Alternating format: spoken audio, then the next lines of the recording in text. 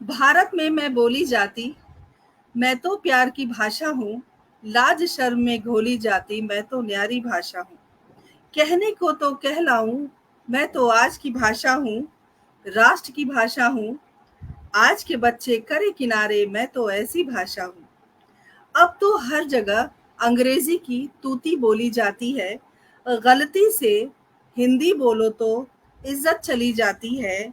प्रसाधन इतना बदल गया, क्या ये मेरा भारत है? मेरे ही घर में देखो मेरी कैसी हालत है।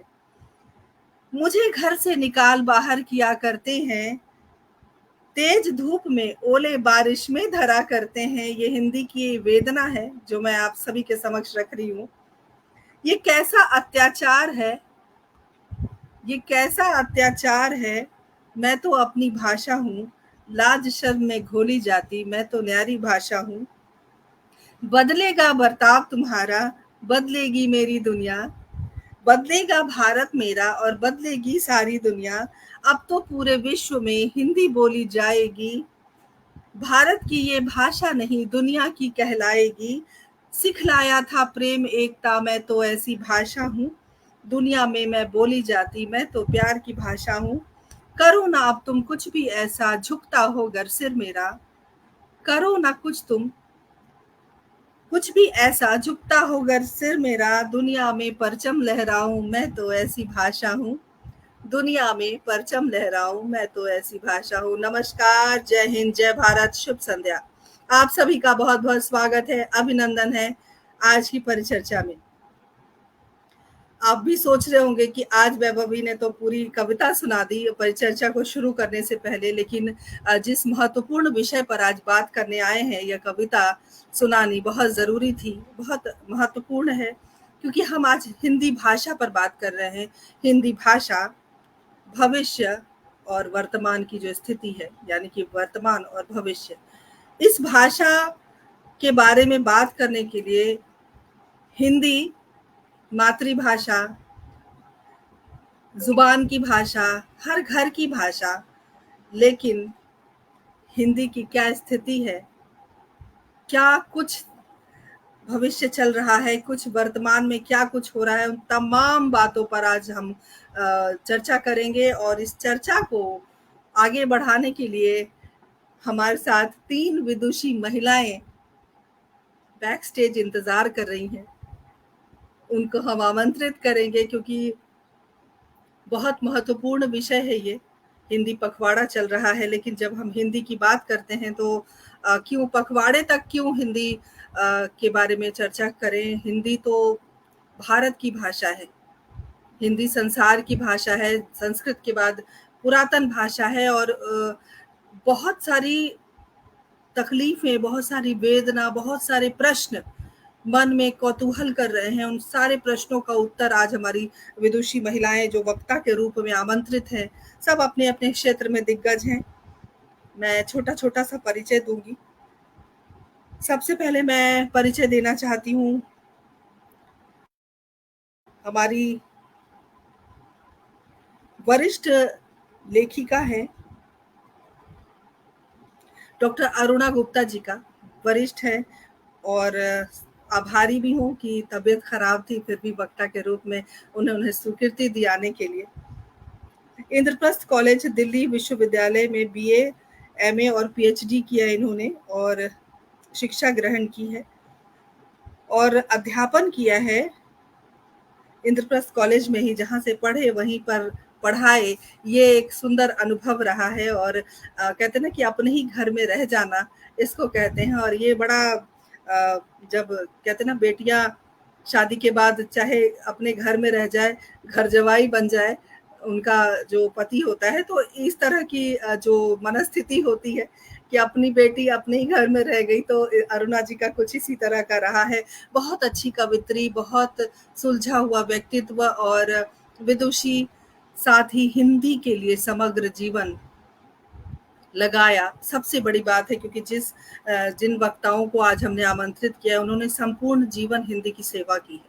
और हिंदी के भविष्य और वर्तमान की जब हम बात करते हैं और इनका जिक्र ना हो, ऐसा हो नहीं सकता। बहुत सारी उनकी पुस्तकें आई हैं, बहुत बड़ा परिचय मैं नहीं दूंगी। बहुत सारी जो अंग्रेजी में जो इनकी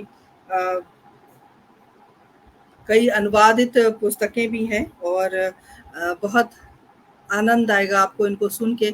मुझे नहीं लगता कि किसी परिचय की मोहताज है, बहुत बड़ा परिचय देने की ज़रूरत भी नहीं है। तो मैं सीधे-सीधे उन्हें आमंत्रित करती हूँ। डॉक्टर अरुणा जी, बहुत-बहुत अभिनंदन है, स्वागत है। मैं क्षमा चाहती हूँ, मैं बहुत बड़ा परिचय आपका नहीं दे रही हूँ। परिचय की आप मोहताज बिल्कुल भी नहीं है।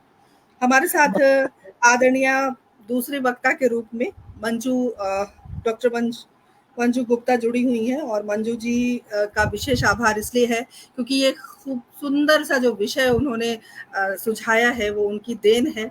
तो इसलिए भी पटल आभारी है क्योंकि जब भी विषय किसी भी व्यक्तित्व ने सुझाया है हम उनका आभार ज़रूर प्रकट करते हैं। और आप कमला नेहरू महाविद्यालय में 40 वर्षों तक अध्यापन किया है। आपने हिंदी की सेवा की है और पूरा जीवन हिंदी के लिए लगाया, जो कि दिल्ली विश्वविद्यालय के अंतर्गत ये महाविद्यालय आता है। और बहुत सारी आपकी पुस्तकें आई हैं, डॉक्टर अरुणा जी की बहुत सारी पुस्तकें आई हैं और बहुत कुछ मुझे स्नेह भी मिला है और बहुत कुछ सीखने का अवसर भी मिला है। अब आप समझिए कि हिंदी को समर्पित 3 विदुषी महिलाएं यहाँ एकत्रित हैं, यहाँ उपस्थित हैं। ये अपने आप में आज पटल को धन्य करने के लिए बहुत ज़्यादा है। कभी-कभी ऐसा होता है, वैभवी भी अपने शब्दों को चूक जाती है, समझ में नहीं आता है कि मैं क्या बोलूँ, इतनी भाव विभोर हो जाती हूँ। आपका बहुत-बहुत स्वागत, अभिनंदन करती हूँ। हमारे साथ तीसरी विदुषी वक्ता जुड़ी हैं अनीता सेठी वर्मा जी, जो कि प्रस्तुति खुला मंच की संस्थापिका हैं, बेहतरीन संचालिका है। और अब मैं जब कार्यक्रम खत्म होगा तो मैं उनसे नंबर मांगूंगी, मुझे कितने नंबर मिलेंगे। और बहुत अच्छी, बहुत शानदार, बहुत प्रसिद्ध कवित्री हैं, समालोचक हैं, समीक्षक हैं। बहुत कुछ अपने व्यक्तित्व में आज के जो वक्ता हैं वो संजोए हुए हैं, समाहित करके हमारे पटल पर शोभा बढ़ाने के लिए आए हैं। तो अनीता जी का हम अभिनंदन करते हैं, स्वागत करते हैं। बहुत बहुत स्वागत, अभिनंदन। आप सब की इतनी पुस्तकें आ चुकी हैं, आप सब हिंदी की सेवा करते हैं और इतने वर्षों से करते आए हैं। तहे दिल से, हृदय की गहराइयों से हम आपका अभिनंदन करते हैं, स्वागत करते हैं और बहुत बहुत आभारी हैं कि आपने अपना समय दिया। और बहुत स्वागत है आपका। धन्यवाद, बहुत बहुत शुक्रिया, बहुत बहुत शुक्रिया। पूरे 9 मिनट मैंने बोला है, अब नहीं बोलूंगी। पटल के उस पार हमारे साथ साबिर परवेज जुड़ गए हैं, जो कि हमारे संस्थान के महत्वपूर्ण कड़ी हैं। बहुत बहुत स्वागत करती हूँ। सुमन माहेश्वरी जी जुड़ गई हैं अपनी प्यारी मुस्कान के साथ, बहुत बहुत स्वागत, अभिनंदन करती हूँ। आप सब बने रहिए, जुड़े रहिए, धीरे धीरे और भी लोग हमारे साथ जुड़ेंगे और ये कारवां बहुत लंबा जाएगा, बहुत बड़ा जाएगा। और एक प्रसिद्धि भी होती है जब आप कुछ अच्छा काम करते हैं। आपको बताते हुए बहुत हर्ष की अनुभूति हो रही है कि आज हम 139 पायदान पे खड़े हैं। बहुत बढ़िया, वेरी गुड। लगातार 139 पायदान तक पहुंचना, ये अपने आप बड़ी में बात है, ईश्वर की कृपा है। मैं तो ये कहूंगी, उनकी अनुकंपा के अलावा कोई ऐसी ताकत नहीं है जो आपको आगे बढ़ा सके। और अपनी दृढ़ जो शक्ति होती है, उस शक्ति से आप आगे बढ़ते हैं। कार्यक्रम को हम आगे बढ़ाते हैं। जैसा कि हम सब जानते हैं हिंदी पखवाड़ा है, लेकिन हिंदी क्या पखवाड़े का मोहताज है? एक प्रश्न तो ये भी रहेगा। लेकिन चूंकि कार्यक्रम को हम शुरू कर रहे हैं, सबसे पहले आदरणीय डॉक्टर मंजू गुप्ता जी से मैं इस कार्यक्रम की शुरुआत करना चाहूंगी। और आज की जो परिचर्चा है, उस परिचर्चा में जो हिंदी का अभी परिदृश्य है वर्तमान में, उसके बारे में आप हमारे दर्शकों को बताएं। क्योंकि एक 40 साल एक भाषा को देना, हम हिंदी बोलते हैं, घर में बोलते हैं, हमारे बच्चे बोलते हैं, लेकिन लिटरेचर के रूप में, साहित्य के रूप में उसको पढ़ाना, उसको आत्मसात करना जीवन का एक आधार, जीवन का एक अंग बन जाता है। जब आप किसी काम को लगातार करते, जैसे परिचर्चा करना मेरे जीवन का एक हिस्सा है, उसी तरह आप सब ने हिंदी की इतनी सेवा की है। तो आज आप तमाम उन बातों पर चर्चा करें जिस बात को कहीं ना कहीं मन में हमने दबा रखा है या हमें तकलीफ होती है कि आखिर हम हिंदुस्तानी हैं, भारत के लोग हैं और हिंदी कहाँ जा रही है। मंजू जी, आपका बहुत बहुत स्वागत है। धन्यवाद वैभवी। ये जो परिचर्चा हिंदी पर आपने हिंदी पखवाड़े के अंतर्गत आयोजित की है, इसके लिए पूरे हिंदी साहित्य संस्थान को के प्रति मैं अपना आभार व्यक्त करती हूँ। हिंदी की सेवा अपने तरीके से आप लोग लगातार कर रहे हैं, उसके लिए बधाई के पात्र हैं। मैं हिंदी की आभारी हूँ, क्योंकि मैंने जिस परिवार में जन्म दिया तो माँ की घुट्टी के साथ मुझे हिंदी मिली और मैंने उसे अपना जीवन साथी बनाया, जीवन संगिनी बनाया और उसी की रोजी रोटी भी मैंने खाई है। उसने वो आधार मुझे दिया है। मैं आभारी हूँ हिंदी की, जिसने मुझे वो आभार दिया है कि अपने पैरों सीधी मैं जमीन पर खड़ी हूँ और आकाश छू रही हूँ। हिंदी ने मुझे पूरा क्षितिज दिया है और मैं शुक्रगुजार हूँ सच में दिल से कि मैं आगरा विश्वविद्यालय की 1966 की बहुमुखी प्रतिभा संपन्न सर्वश्रेष्ठ छात्रा थी और मेरे हर सब्जेक्ट में मतलब टॉप पोजीशन थी। हिंदी में मेरे बहुत कम नंबर आए थे, लेकिन मेरी पृष्ठभूमि हिंदी की बहुत सुदृढ़ थी और मैंने निश्चय किया कि मुझे आगे की पढ़ाई हिंदी में ही करनी है। जब मैंने ये निश्चय किया तो उत्तर प्रदेश में आप समझ सकती हैं 1966 में क्या दशा थी। जो कुछ और नहीं कर सकते थे वो हिंदी में एमए कर लेते थे, लेकिन मेरे जैसे विद्यार्थी ने जब हिंदी में एडमिशन लिया तो प्रिंसिपल बहुत नाराज हुई कि मैं अपनी जिंदगी बर्बाद कर रही हूँ। लेकिन मुझे अपने पर और मेरी प्यारी हिंदी पर पूरा भरोसा था और उस भरोसे को लेकर मैंने जिद की और मेरी जिद भगवान ने पूरी की और मुझे आज तक कोई पछतावा नहीं है कि हिंदी को मैंने अपना जीवन संगनी बनाया। क्योंकि अभी जब मैं बिल्कुल अकेली हो गई हूँ और 79 मतलब 79 वर्ष की हो रही हूँ, तो हिंदी मेरी एकाकीपन की सबसे बड़ी साथी है और इसके सहारे अपने भावों की अभिव्यक्ति करके मैंने अपने एकाकीपन को इतनी पूर्णता दी है कि अब मुझे किसी चीज की कामना नहीं बची है। और बात करें हिंदी के आज के वर्तमान परिदृश्य की, तो भाषा सिर्फ भाषा नहीं होती, वो नाभि नाल के साथ उसका गहरा संबंध व्यक्ति के साथ होता है। माँ के साथ दूध पिलाने के साथ वो घुट्टी में हमें मिलती है और उस भाषा में हम जीते हैं। ये भाषा हमारा अस्तित्व है, हमारी अस्मिता है, हमारी पहचान है। तो जब भाषा के वर्तमान परिदृश्य पर बात करते हैं तो मुझे लगता है कहीं ना कहीं हम आज आदमी की बात कर रहे हैं, अपने देश के आज के हालात की बात कर रहे हैं। तो जो देश की स्थिति है, जो राजनीति की स्थिति है और आम आदमी जिस तरह परिस्थितियों के चक्रव्यूह में अभिमन्यु की तरह घिरा है, हिंदी भाषा का भी कम दुर्दशा या बुरा हाल इससे नहीं है। क्योंकि दशा या दुर्दशा जो भी कहिए, जो इस देश में आम आदमी के हालात है, रोजी रोटी, हवा, पानी, जमीन, सब कुछ जैसे उससे छीन गया है, फिर भी वो जी रहा है और वही हमारे लिए इमारतें बना रहा है, जमीन पर खड़े होने की जगह बना रहा है।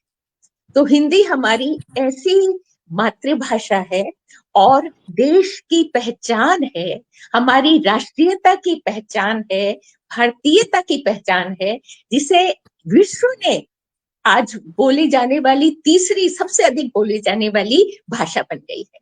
तो वैश्विक प्रतिमान तो हिंदी ने बना लिए, लेकिन अपने देश में वो लहूलुहान हो रही है। चाहे वो हिंदी का विद्यार्थी हो, हिंदी बोलने वाला आम आदमी हो या हिंदी पढ़ाने वाला टीचर हो, बेचारे की स्थिति बेचारे आम आदमी जैसी है। वो हर तरफ से लहूलुहान है। लेकिन अगर व्यक्ति में अपना स्वाभिमान होता है, उसमें ज्ञान की गहरी जड़ें होती हैं, संस्कृति का गहरा आधार होता है, उसके पास संस्कार होते हैं, तो उसके स्वाभिमान और आत्माभिमान को कोई झुका नहीं सकता, कोई उसे तोड़ नहीं सकता। तो ये हिंदी हमारा आत्माभिमान है, हमारी निष्ठा है, हमारा अस्तित्व है। और हिंदी को बचाना, हिंदी को हम क्या बचाएंगे, हिंदी हमें बचा रही है, क्योंकि ये जड़ों से जुड़ी हुई भाषा है। इसे सरकार का संरक्षण कभी नहीं मिला, हिंदी को कभी विधाता ने नहीं बढ़ाया, जड़ों से जुड़ी थी, अपने आप उगी है और अपनी आत्मशक्ति के बल पर इसने विस्तार पाया है। और इतने अधिक लोगों के द्वारा, जैसे जैसे जनसंख्या बढ़ रही है, हिंदी के बोलने वालों की संख्या भी बढ़ रही है, और भारतवासी रोजगार की तलाश में दुनिया के कोने कोने में पहुंचे हैं और हिंदी को लेकर पहुंचे हैं। वो उन्हें जीने का आधार दे रही है। विदेशों की भूमि में सारी चुनौतियों के बीच अपनी इस भाषा, संस्कृति, संस्कार और अध्यात्म के बल पर वो जीवित है और जीवित रहेंगे, और हिंदी उनकी पहचान बनी है और हिंदी की वहां संरक्षा हो रही है। एक टीचर के नाते मैं कहूंगी, मैं जब अध्ययन करती थी मुझे हिंदी बहुत प्यारी लगती थी और इतनी मीठी लगती थी, इतनी अपनी लगती थी कि लगता ही नहीं था मेरे व्यक्तित्व से अलग हिंदी कुछ है। मैं सोचती हिंदी में थी, लिखती हिंदी में थी, बोलती हिंदी थी, मेरे दोस्त हिंदी भाषी थे। मैंने बहुत सारी भाषाएं लिखी। मैं अपने डॉक्टर पति के साथ दुनिया के हर देश में घूमी हूँ और बड़े बड़े अंतरराष्ट्रीय सम्मेलनों में डॉक्टर्स वाले फार्माकोलॉजी और क्लिनिकल रिसर्च के उस पे मैंने हिस्सा लिया। मुझे कभी भी हीन भावना या कोई कॉम्प्लेक्स नहीं हुआ और मैं हर एक से वार्तालाप संवाद कर सकी, पूरा सिर उठाकर, पूरे अभिमान के और गर्व के साथ मैं हिंदी के माध्यम से सबसे जुड़ सकी और कभी भी किसी प्रकार की हीन भावना मुझ में नहीं आई। तो ये हीन भाव जब हमारे अंदर होता है, हमें अपने पर भरोसा नहीं होता, तो हम भाषा को भी कमजोर कर देते हैं।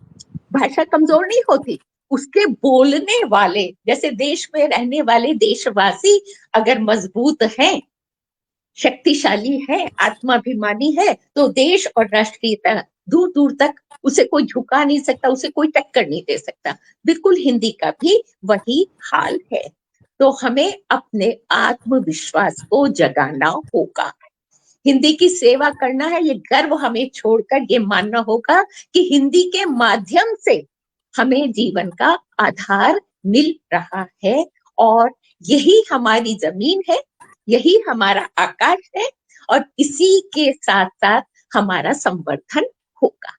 तो हिंदी के प्रति अगर हमारी निष्ठा है, बोलने वालों का समर्पण है, तो निश्चित रूप से हिंदी आगे बढ़ती रहेगी।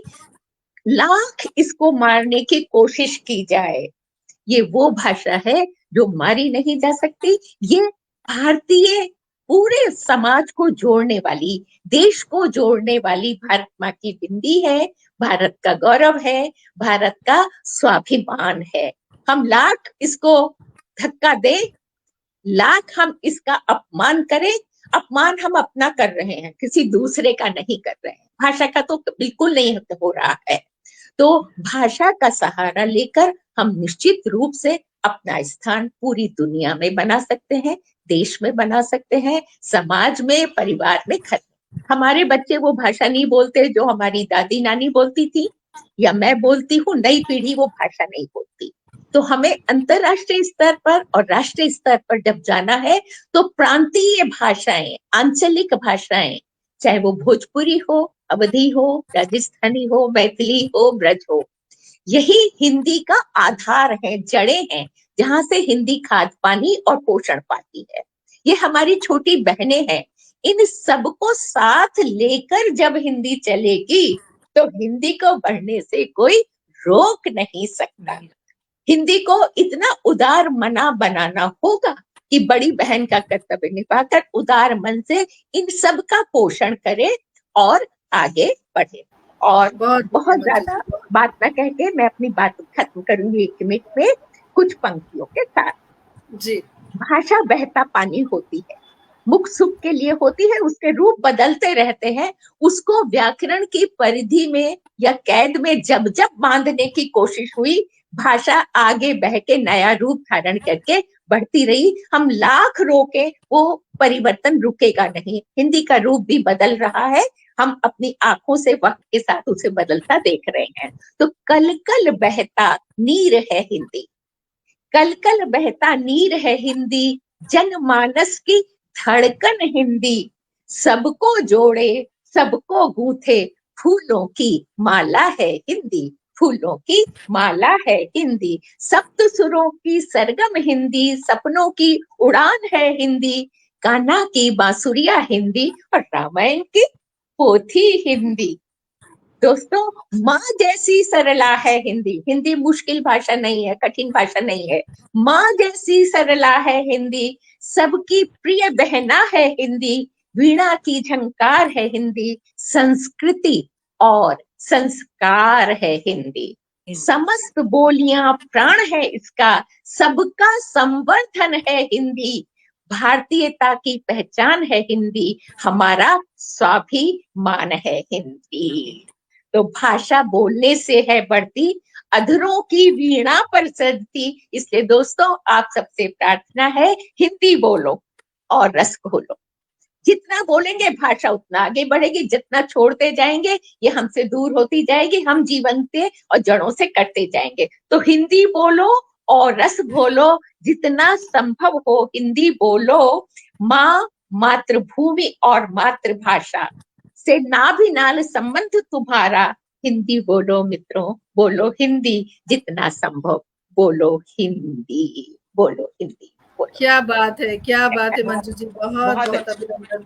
बहुत सुंदर वक्तव्य। और हिंदी आज के जो अभी का जो समय चल रहा है, हिंदी के बारे में आपने वर्तमान की स्थिति बता दी और ये भी बता दिया कि दुनिया खत्म होगी लेकिन हिंदी खत्म नहीं होगी। और सबसे अच्छी बात यह है कि बहुत सारे दर्शक श्रोता हमारे साथ जुड़े हुए हैं, जिसपे एक जो संदेश आया है वो मैं जरूर आपको बताना चाहती हूँ। आदरणीय निशा भार्गव जी ने बहुत प्यारा संदेश भेजा है। उन्होंने लिखा है कि मैं हिंदी में लड़ाई भी करती हूँ, मुझे सपने भी हिंदी में आते हैं। तो ये आप समझिए कि क्या अनुभव करती हैं ये हिंदी के लिए। और आदरणीय सुरेंद्र कुमार सुरेंद्र सागर जी हमारे साथ जुड़ गए हैं, जो कि हमारे पटल के मुख्य सलाहकार हैं। बहुत बहुत स्वागत करती हूँ, अभिनंदन करती हूँ। जी शर्मा जी हमारे साथ जुड़े हैं, अभिनंदन है आपका हमारे साथ। और भी सुमन माहेश्वरी जी लगातार हमारे साथ बनी हुई हैं, साबिर जी हमारे साथ बने हुए, डॉक्टर विनीता साहनी हमारे साथ जुड़ी हुई हैं। बहुत बहुत अभिनंदन करती हूँ, स्वागत करती हूँ। इसी प्रकार आप सब बने रहें, जुड़े रहें, आपको बहुत आनंद आएगा। साबिर हमारे साथ जुड़े हुए थे अभी, थोड़ी देर में फिर उनके संदेश आएंगे तो मुझे समझ में आएगा। जी बहुत बहुत अभिनंदन है, सभी का स्वागत है, सभी हमारे साथ बने रहिए। मंजू जी ने कार्यक्रम की शुरुआत की। मंजू जी ने वर्तमान की स्थिति जो हिंदी की है और आने वाले समय में हिंदी की क्या स्थिति होने वाली, क्योंकि हिंदी कहीं जाने वाली नहीं है जैसे कि इन्होंने कहा। तो अब मैं अनीता जी के पास चलती हूँ। और चूंकि अनीता जी ने हिंदी की जो बच्चों को हिंदी पढ़ाया है वो देश में नहीं विदेश में पढ़ाया है। रोमानिया में आपने हिंदी का अध्यापन किया है और एक अलग अनुभव आपका रहा है। तो वैश्विक हिंदी के बारे में हम आपसे जानना चाहेंगे, आज क्या स्थिति है। जैसे कि वर्तमान में मंजू जी ने बता दिया, और वैश्विक हिंदी के बारे में आप बताइए हमारे दर्शकों को, हमारे श्रोताओं को, क्योंकि आप जब विदेश में पढ़ाती हैं तो वहाँ एक अलग माहौल होता है, एक अलग वातावरण होता है, वहाँ के बच्चे अलग होते हैं, वहाँ की जलवायु अलग है, सब कुछ अलग है, लेकिन हिंदी पनप रही है। बिल्कुल उस विदेश की मिट्टी में हिंदी पनप रही है, तो ये भी एक बड़ी बात है। तो आप अपने अनुभव से बताएं कि आज जो चर्चा हमने रखी है वो चर्चा कितनी सार्थक होने वाली है। वैश्विक रूप में हिंदी का क्या महत्व है और हिंदी की क्या स्थिति है, आप अवगत कराएं।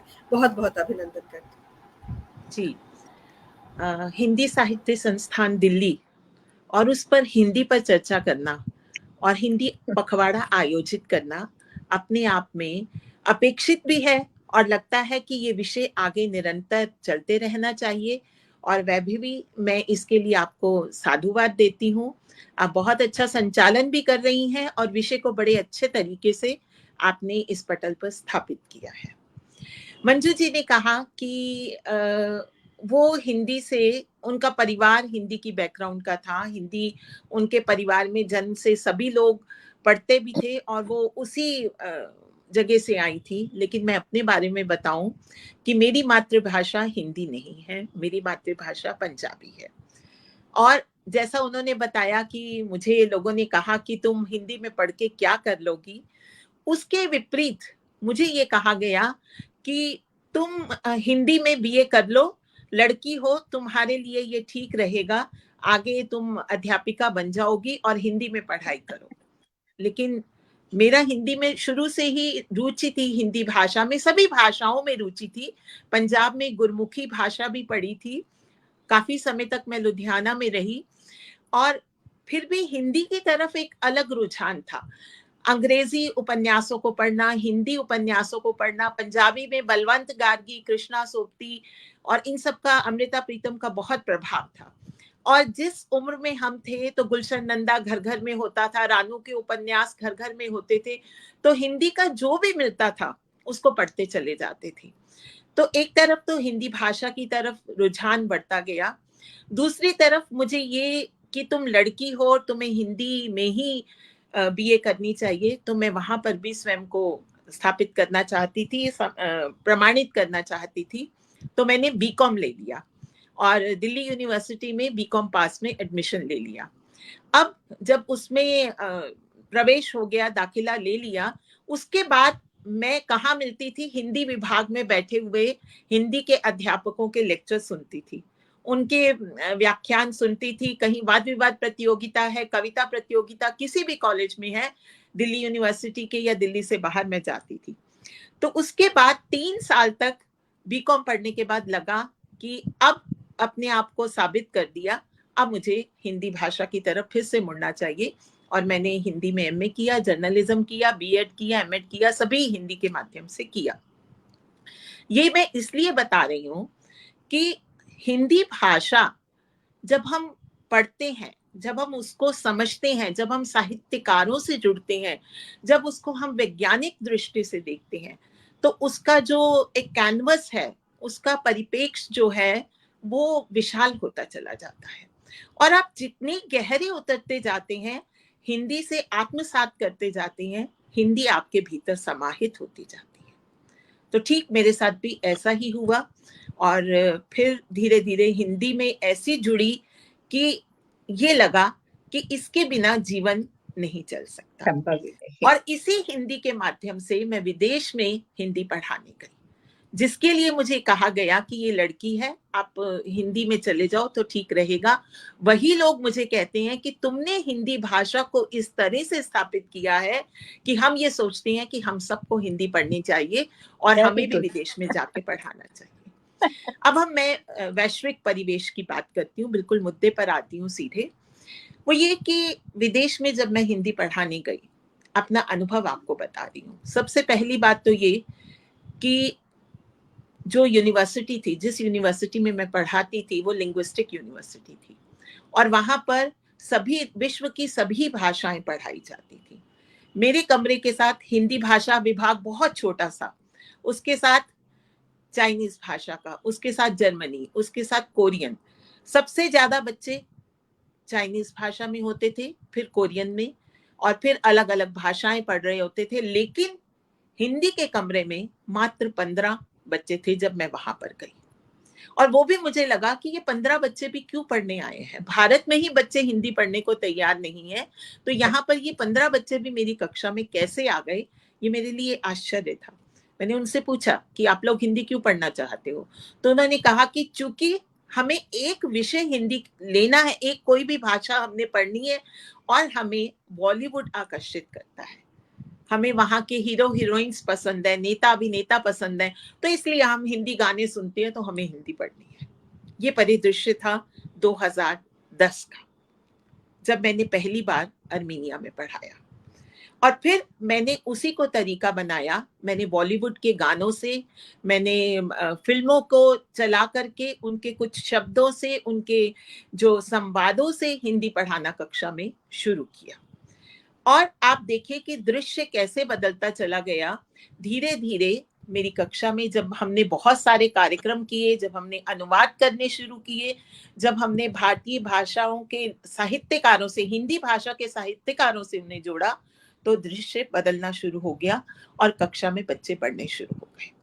यहाँ पर ये इंगित करता था कि किसी भी भाषा को समृद्ध बनाने के लिए आपको, चाहे वो हिंदी भाषा है या कोई भी भाषा है, अगर आप ईमानदारी से कोशिश करते हैं और अपनी भाषा के साहित्य को लोगों तक पहुंचाते हैं, खाली बॉलीवुड नहीं बल्कि हमारे यहाँ बहुत कुछ है जो उन तक पहुंचना जरूरी था, तो मैंने साहित्य के माध्यम से उनके दिल तक पहुंची।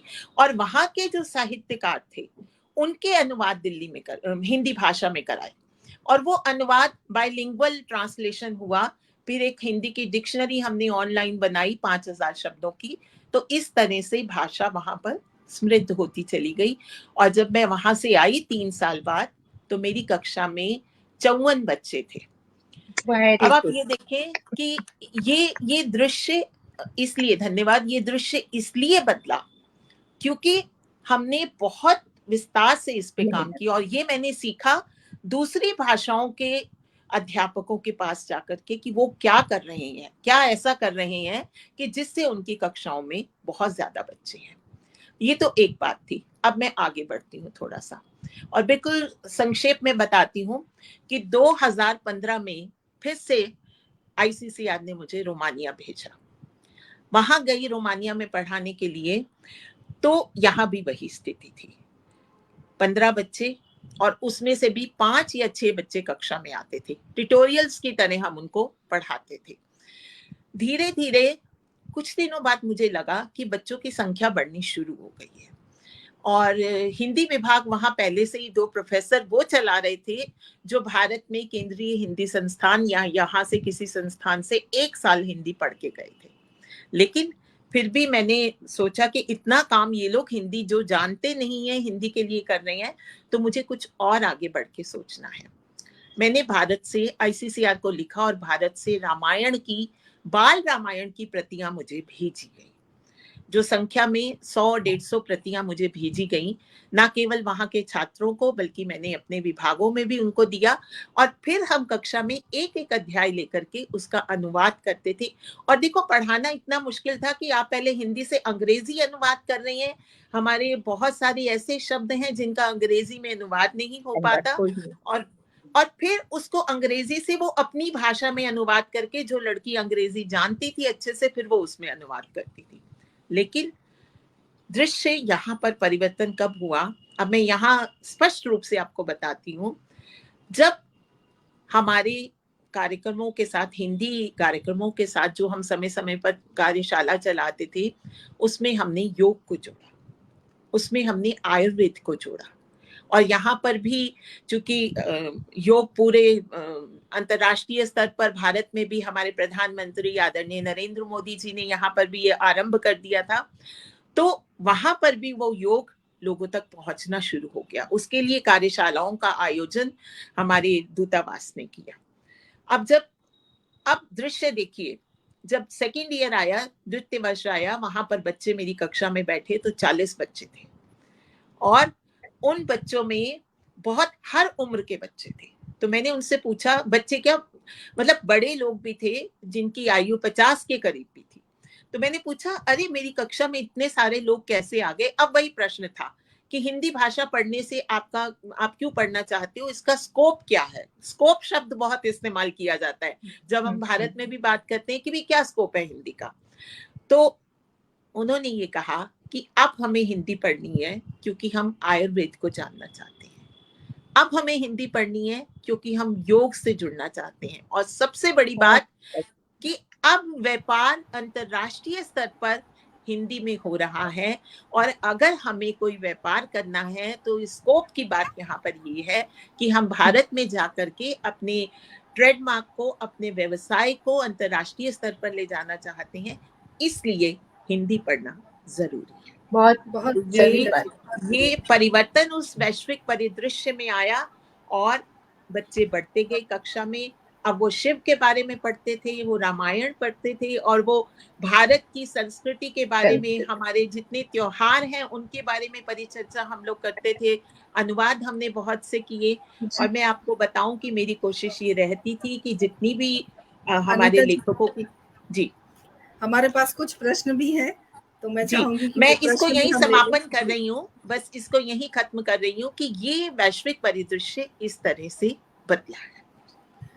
अनीता जी, आपने मंजू जी ने वर्तमान के बारे में बताया, वर्तमान में हिंदी की क्या स्थिति है या क्या परिदृश्य है, आपने वैश्विक रूप से बताया, लेकिन प्रश्न तो वही है कि विदेश के बच्चे शिव को जानना चाहते हैं, कृष्ण को जानना चाहते हैं, भारत के बच्चे क्या चाहते हैं? दूसरी बात कि भारतीय सभ्यता संस्कृति में, जैसे कि हम लोग, हमारे घर में, मैं तो बहुत गौरवान्वित हूँ कि हमारे बच्चे हिंदी बोलते हैं। मेरे घर में हिंदी भाषा बोली जाती है, अंग्रेजी हम नहीं बोलते। बच्चे अंग्रेजी स्कूल में जरूर पढ़ते हैं, लेकिन हिंदी में बात करते हैं। तो ये एक माहौल है और हम सबको हिंदी के लिए काम करना चाहिए। दुर्भाग्य की बात है कि मैं आप सबके समक्ष एक बात रखने जा रही हूँ। हमारे साथ आदरणीय डॉक्टर पुष्पलता तनेजा जी जुड़ी हुई हैं, जो कि हमारे संस्थान की बहुत महत्वपूर्ण कड़ी है और केंद्रीय हिंदी निदेशालय में निदेशक के पद पर रही हैं।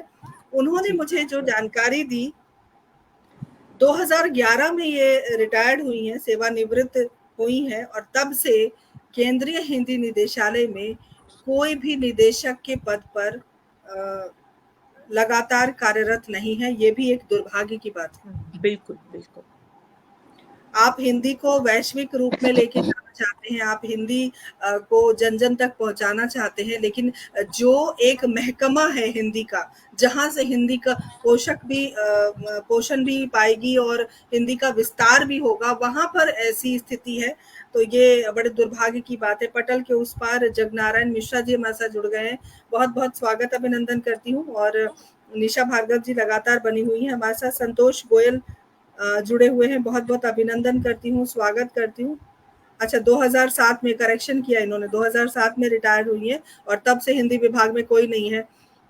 अवधेश कुमार अवधेश जी हमारे साथ जुड़े हुए हैं, अभिनंदन करती हूँ। कुकी ओम प्रकाश जी हमारे साथ बने हुए हैं, बहुत बहुत स्वागत अभिनंदन। आशा हमारे साथ जुड़ी हुई हैं, बहुत बहुत अभिनंदन है, स्वागत है। सब इसी प्रकार जुड़े रहिए, बने रहिए।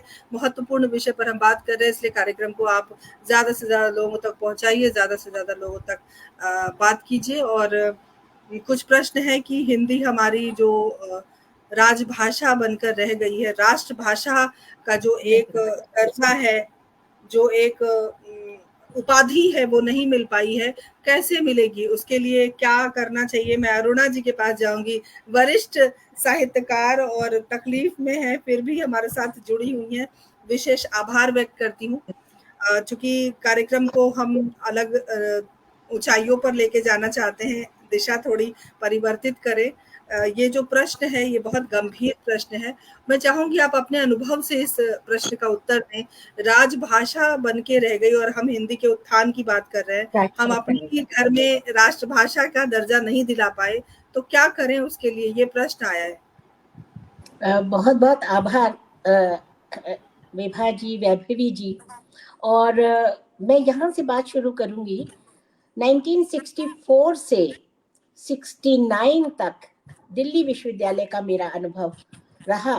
और मैं सबसे पहले जो आपने राष्ट्रीय परिदृश्य की बात की, मैं ये कहना चाहूंगी कि उस समय भी, क्योंकि यद्यपि स्कूल के रिजल्ट के हिसाब से हम मेरिट में थे और हमें कहा गया कि हिंदी ऑनर्स में एडमिशन लेना है, कहीं भी किसी विषय में मिल सकता था, कोई दिक्कत नहीं थी, लेकिन यहीं से हमने जो कुछ सीखा जाना, सबसे बड़ी बात ये थी कि हमारे जो शिक्षक थे, आप ये देखिए, डॉक्टर नगेंद्र की बात करिए, डॉक्टर विजेंद्र स्नातक की बात कीजिए, या किसी भी टीचर की बात कीजिए, डॉक्टर सावित्री सिन्हा की बात कीजिए, वो किसी एक भाषा के ज्ञाता नहीं होते थे। उनका MA PhD अंग्रेजी में, संस्कृत में पूरे भरपूर विद्वान थे। और हमें वहीं से ये शिक्षा मिली कि आपको अपने आप को एक सीमाओं में नहीं रखना है। और हम अंग्रेजी की पुस्तकें, अंग्रेजी की मैगजीन्स और संस्कृत के उस गहन गंभीर ज्ञान तक अपने आप को पहुंचाने की कोशिश करते थे। और मैं बड़े गर्व के साथ कह सकती हूँ कि दिल्ली विश्वविद्यालय की मैं गोल्ड मेडलिस्ट हूँ और सर्वोच्च स्थान मुझे मिला था, मैथिली शरण गुप्त पुरस्कार मुझे मिला। बहुत बढ़िया। और मैं सचमुच इस बात पे अपने आप को गौरवान्वित महसूस करती हूँ कि मेरे गुरुजनों ने मुझे जो शिक्षा दी और उन्होंने जो प्रेरणा दी, हम उस समय में, मैं केवल नोट्स नहीं बनाती थी, मैं अपनी डायरी में कोटेशंस लिखती थी, संस्कृत की भी लिखती थी, अंग्रेजी की भी लिखती थी और हिंदी के कवियों की, साहित्यकारों की भी प्रश्न का उत्तर इन कोटेशंस के साथ सिद्ध होता था, ना कि बने बनाए ढांचे से। इससे हमारे सामने ये सवाल उठता है कि आज हम हिंदी को जो एक सीमा में बांधे हुए हैं, हमें उस सीमा से निकालना पड़ेगा। रिटायरमेंट के बाद 2013 में मेरा रिटायरमेंट हुआ और मैंने विभिन्न देशों की यात्राएं की। मैंने जापान में भी देखा, रशिया में भी देखा, ट्रिनिडाड में भी देखा, सब जगह मैंने देखा कि लोग हिंदी को कितना प्यार करते हैं। जैसे अनीता जी ने भी कहा, मंजू जी ने भी कहा, मैं उस बात को दोहराऊंगी नहीं यहाँ पर। बॉलीवुड ने उनको प्रेरित किया। हमारी मार्केट सबसे बड़ी, हिंदुस्तान एक बहुत बड़ी मार्केट है। जापान के लोग क्यों सीख रहे हैं? क्योंकि उन्हें अपना माल बेचना है। रशिया के लोग, चाइना के लोग क्यों सीख रहे हैं हिंदी? क्योंकि उन्हें अपना माल बेचना है। मेरा बेटा प्रोडक्शन लाइन में है, वो सारे विज्ञापन बनाता है। मैंने उसके साथ बैठ कर बहुत सारी बहुत सारी चीजों के अनुवाद भी किए हैं। ये सारे लोग रोमन लिपि में लिख कर लाते हैं और वहां पर सब बोलते हैं। वो वहां पर काम सारा हिंदी में होता है। इंद्रप्रस्थ कॉलेज में हमने मीडिया शुरू किया और आप विश्वास नहीं करेंगे, सभी भाषाओं के लोग आते थे, खास तौर पे नॉर्थ ईस्ट के लोग आते थे। और मैंने खास तौर पे हिंदी की वोकेबलरी तैयार की। समाचार पढ़ने में जो वोकेबलरी चाहिए, हमें अनुवाद करने में जो वोकेबलरी चाहिए, हमें किस तरह से वहां पे आगे विज्ञापनों में कैसी वोकेबलरी चाहिए, हमें हिंदी का पूरा परिदृश्य बढ़ाना होगा। जब हम ये परिदृश्य बढ़ाएंगे, आपको लगेगा कि हिंदी में रोजगार की कमी नहीं है। आपको हैरानी होगी कि विनोद दुआ हमारे उसके एक तरह से हमारे निदेशक थे उस कार्य के, पूरे मीडिया का जो कार्यक्रम था, और हमारे यहाँ 100% प्लेसिंग होती थी। अंग्रेजी में और चीजें पढ़ते थे, लेकिन सारे चैनल हिंदी की डिमांड करते थे। और क्योंकि हमने उनको वो वोकेबलरी तैयार कर दी थी कि समाचार कैसे होंगे, विज्ञापनों में हिंदी किस तरह जाएगी, किस तरह आगे बढ़ेगी, तो एक पक्ष ये है जो मैं भावी हिंदी की बात कर रही हूँ। दूसरी बात मैं आपके सामने रख रही हूँ। अरुणा जी, अभी आपने कहा कि हिंदी के बारे में जो आप सारी बातें बता रही हैं, एक मेरे मन में कौतूहल है, उसको आप जरूर शांत करें। आप अपनी बात जरूर रखें और बीच में टोकने की मेरी जिम्मेदारी है, वो मेरी जिम्मेदारी है, मुझे करना पड़ेगा, बीच में टोकना ही पड़ता है। दरअसल कई बार क्या होता है कि हम कोई फॉर्म भर रहे होते हैं, अगर हिंदी के कुछ ऐसे शब्द हैं जो हमें समझ नहीं आते कि क्या लिखा हुआ है, फिर हम अंग्रेजी पढ़ते हैं कि क्या है, तब अंग्रेजी समझ में आ जाती हमें, लेकिन क्लिष्ट हिंदी जो होती है वो हमें समझ में नहीं आती। तो क्या ये भी दुर्भाग्य की बात है? इसी बात पर मैं व्यावहारिक प्रश्न है। दूसरा जो मेरा उत्तर है, आपकी बात से ही जोड़कर कह रही हूँ, हिंदी को हमें सहज बनाना होगा। मैंने यहाँ पर कई बार कई कार्यक्रमों में मेरे साथ में वो व्यक्ति जुड़े जो दफ्तरों में बैठकर हिंदी के लिए कार्य कर रहे हैं। मैंने उनसे अनुरोध किया कि आप ये जो फॉर्म बनाते हैं, आप इसमें सहज हिंदी को रखिए, आम आदमी इसको पढ़ सके, आम आदमी उत्तर दे सके, उसको सरलता से पढ़ सके। हर आदमी को अंग्रेजी का सहारा लेना पड़ता है, चाहे बिजली के बिल की बात हो या कोई और तरह से किसी तरह के फॉर्म की बात हो। तो मेरा बार बार अनुरोध किया गया और पिछली बार मुझे नाम इस समय याद नहीं, निदेशालय से कोई व्यक्ति मुझे मिली थी, महिला थी वो, उन्होंने कहा हमारा यही प्रयास है, लेकिन हम विवश हो जाते हैं कई स्तरों पर आकर, बहुत लोग इस प्रयास से को कर रहे हैं। और इसी के साथ में तीसरी बात जो व्यवसाय से जोड़ रही हूँ हिंदी को, मैं कॉलेज में पढ़ाते समय हमेशा अपनी छात्राओं से कहती थी घर पर नहीं बैठना है, कुछ ना कुछ काम करना है और आपके पास बहुत अवसर है। सबसे बड़ी बात है हिंदी में कंप्यूटर सीखिए, आज टाइपिंग की इतनी जबरदस्त जरूरत है, लोग पीएचडी के लिए टाइप कराने में न जाने 60-70 रुपया पर पेज दे रहे हैं। मैंने उस समय से आज तक मैं जितना अनुवाद कार्य किया है मैंने खुद टाइप किया है। इस उम्र में मैं इस समय 75 पार कर चुकी हूँ, मैं खुद टाइप करती हूँ, खुद मैंने प्रकाशक को भेजा है। कोविड के समय में मेरी 6 पुस्तकें प्रकाशित हुई, एक बार ना मैं प्रकाशक से मिली, केवल मैं करती थी टाइप करके उनको मेल करती थी। हमें आज की तकनीक को समझना होगा, जानना होगा, इसलिए कोई नौकरियों की कमी नहीं है।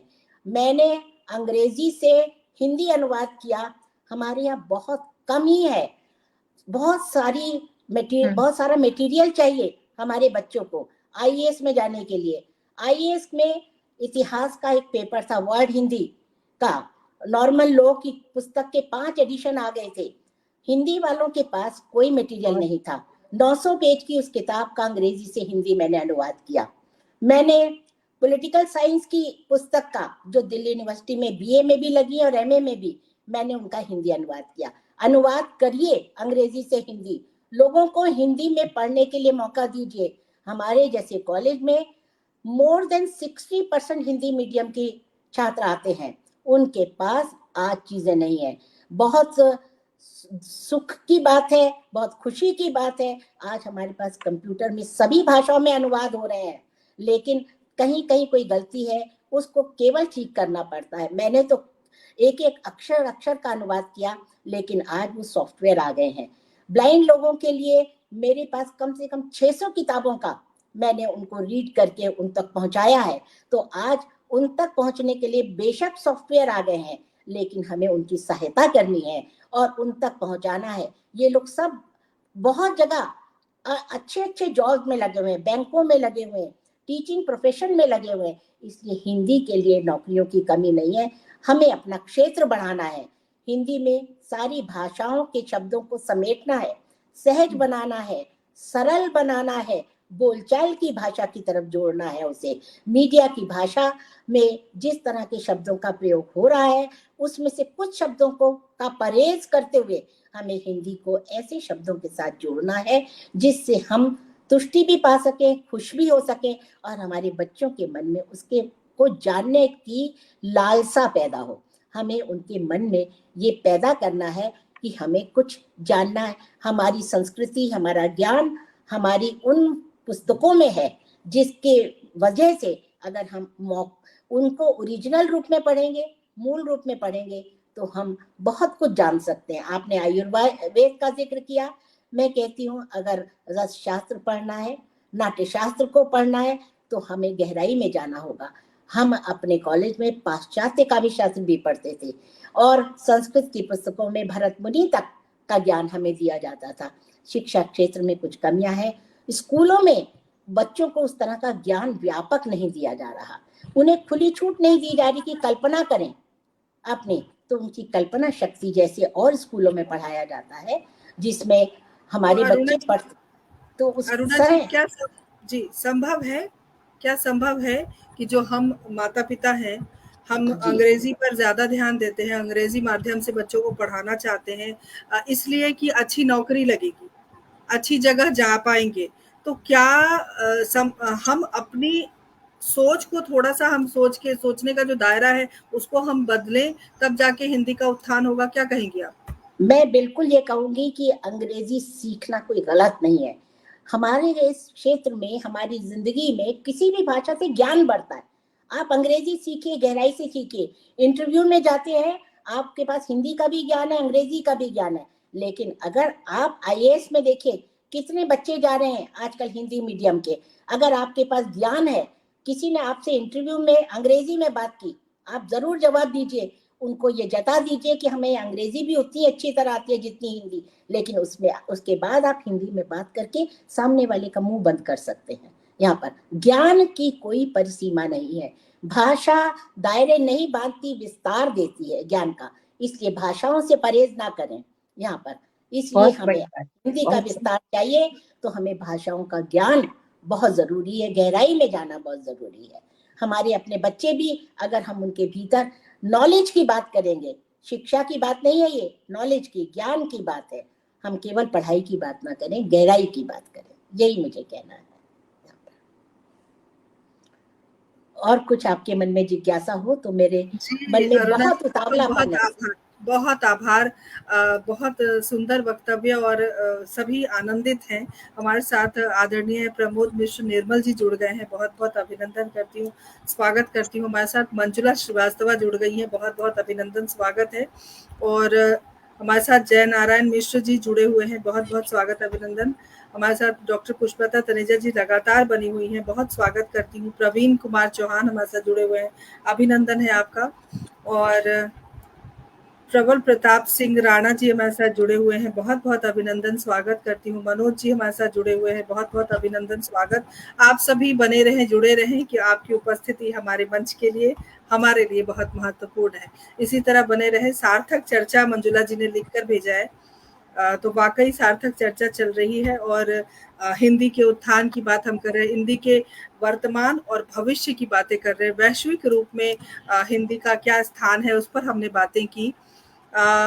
लेकिन अगर हम एक चीज मैं कहना, जी जी जरूर कहिए।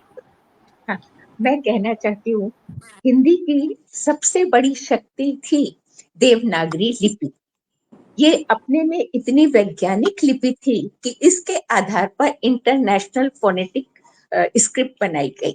इसमें अगर कुछ ध्वनियां और जोड़ ली जाएं तो दुनिया की किसी भी भाषा को इसमें लिखा जा सकता है। लेकिन यही शक्ति आज हिंदी के लिए सबसे बड़ी जंजीर और बाधा बन गई है। हिंदी पढ़ने और लिखने में ई और बड़ी ई, दीर्घी, उ और ऊ, रीरी और री, ये और तालव्य श और मूर्धन्य श हम हिंदी के टीचर्स के लिए भी उच्चारण करना मुश्किल है। कहाँ लिखा जाएगा तालव्य श, कहाँ मूर्धन्य श, ये तो हमें पता है, लेकिन उच्चारण हम सही नहीं कर पाते। तो जैसे ब्रिटिश हिंदी अमेरिकन अंग्रेजी बन के, ब्रिटिश इंग्लिश जो है वो अमेरिकन इंग्लिश बन के बदल गई, और उसमें जो बाधाएं थी उनको उसने हटा दिया और एक सहज सरल रूप अपनाया। उस तरह लिपि और वर्तनी की अशुद्धियों से हमें अपने बच्चों को मुक्त करना होगा, हमें उन्हें थोड़ी सी वहां पे छूट देनी होगी, तब निश्चित रूप से हिंदी को वो अपनाएंगे। सारे नंबर इसीलिए कट जाते, कहाँ बड़ी ई, कहाँ छोटा ऊ, कहाँ क्या हुआ। तो ये टीचर्स के लिए जब सारी जिंदगी उसके साथ गुजारने के बाद मुश्किल है, तो बच्चे बेचारे कहाँ तक उसे समझेंगे। हमारे बच्चे विदेशी भाषाएं सीखे, दुनिया के हर देश में जाके वो रहे, लेकिन हिंदी को छोड़े नहीं। घर छोड़ना, माँ को छोड़ना जरूरी नहीं होता। ऐसे हिंदी का पृष्ठभूमि लेकर वो दुनिया की हर भाषा को अंगीकार करे और आगे बढ़े, ऊंचाइयों को, अपने सपनों को पूरा करें। यही हिंदी का सुंदर भविष्य होगा और तभी भारतीयता पनपेगी। सारी आंचलिक भाषाओं को हमें स्वीकार करना है, और सारी हमारी जो वर्तमान समकालीन भाषाएं हैं वो इतनी समृद्ध है, कोई हिंदी से कम नहीं है, लेकिन हिंदी को जोड़ने वाली कड़ी बनना है। उसके लिए उदार भी बनना पड़ेगा और सहज भी बनना पड़ेगा, सही कह रही मंजू। अरुणा जी कुछ कहना होगी और हिंदी का भविष्य उज्जवल होगा।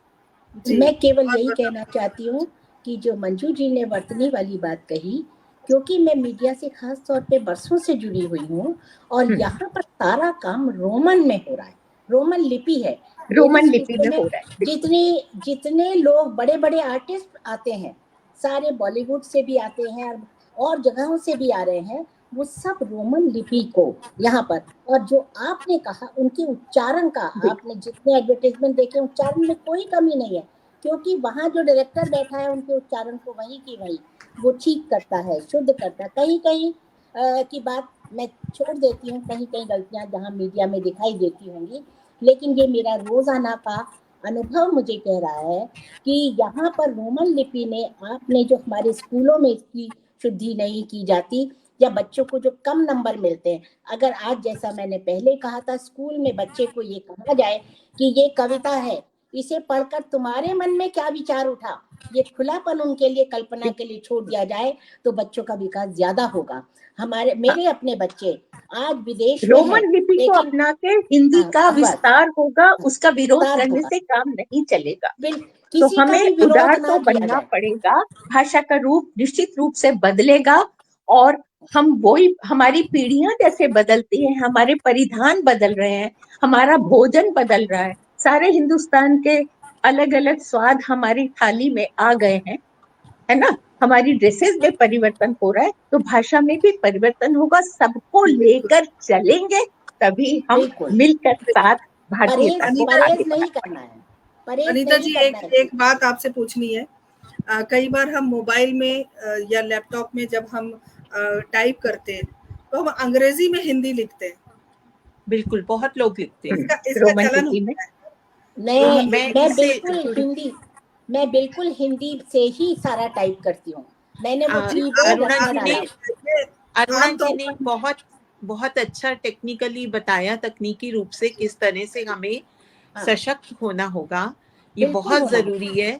और बहुत जैसे सुझाव इन्होंने दिए कि हिंदी को आसान करना है, सरलीकरण करना है, तो मैं ये बता दूं कि पुस्तकों में, पाठ्य पुस्तकों में और मीडिया में ये परिवर्तन किया जा हो रहा है। गया, हाँ होने है। मैं लगा। आपको एक उदाहरण देती हूँ। हम लोग सर्दी लिखते हैं, ऊपर र लगाते थे, अब वो सर्दी हो गया है।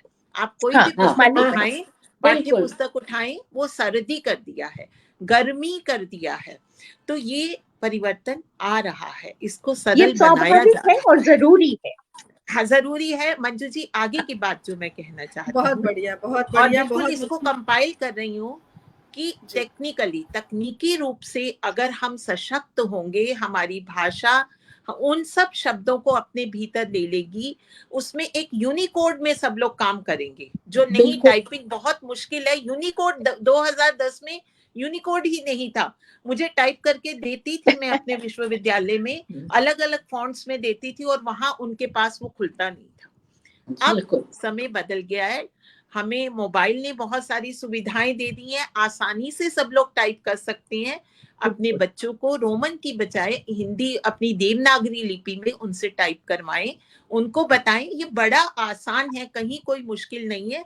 और सबसे बड़ी बात यह कि हमारे समय में हमारे जो घर का माहौल था, या जो हमारे आसपास अध्यापक थे, वो चलते चलते कहते थे कि हम गाड़ी में भी या कहीं ट्रेन में जा रही हैं, पढ़ो क्या लिखा हुआ है।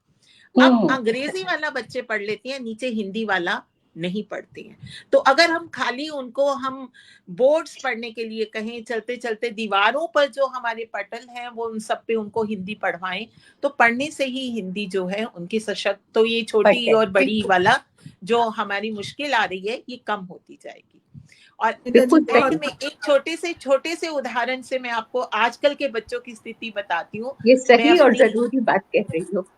जी 10 साल की पोती को पढ़ाती हूँ, तो उसको विपरीत शब्द करा रही थी। उसको मैंने कहा आय का विपरीत शब्द क्या होगा, वो कहती गए।